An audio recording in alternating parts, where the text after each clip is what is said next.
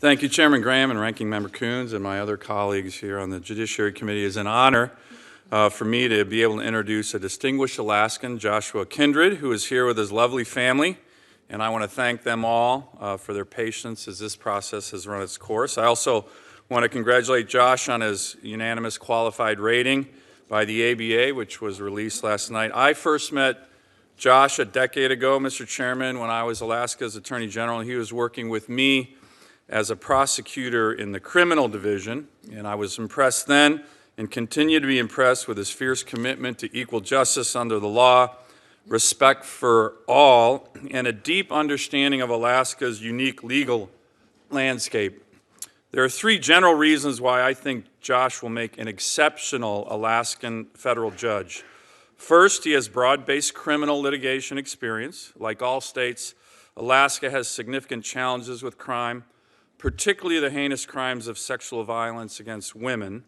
Josh's commitment to justice for victims of crime was so apparent to his supervisors that he was quickly promoted to the violent crimes supervisor while working in the Anchorage DA's office, and he has also been committed to pro bono work focused on combating sexual abuse and domestic violence, which is a very important issue and a passion of mine working on these issues, both as Alaska's Attorney General and as a senator.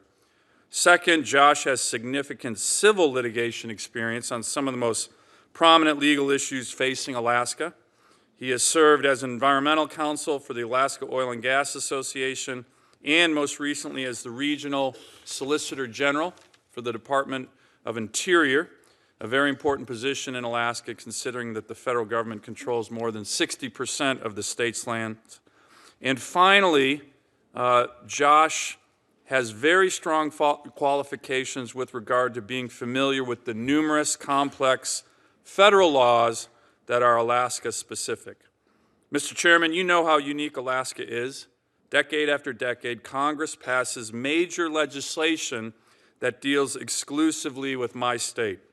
The Alaska Native Claims Settlement Act in 1971, the Trans-Alaska Pipeline Authorization Act in 1973, the Alaska National Interest Lands Conservation Act, what we call a NILCA, in 1980, and most recently, Title II of the landmark 2017 Tax Cuts and Jobs Act, which authorizes lease sales on the coastal plain of the North Slope of Alaska.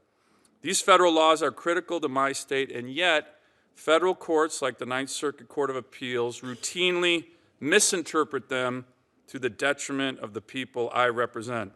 For example, in just the past 4 years, the U.S. Supreme Court has twice unanimously reversed the Ninth Circuit on its blatant misinterpretation of a NILCA in a case involving a moose hunter named John Sturgeon who fought an overbearing federal government that prohibited from using his hovercraft on certain rivers in Alaska.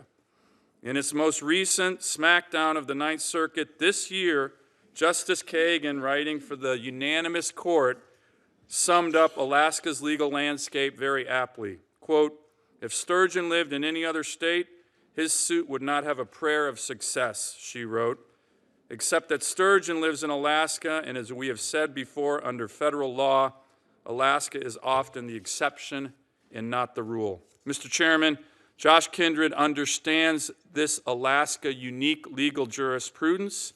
He is committed to honoring Congress's commitments to Alaska's First Peoples. He's committed to equal justice under the law and will serve with honor and distinction on the federal court in Alaska. I urge that his nomination be sent to the floor with a positive recommendation. Thank you. Thank you, sir.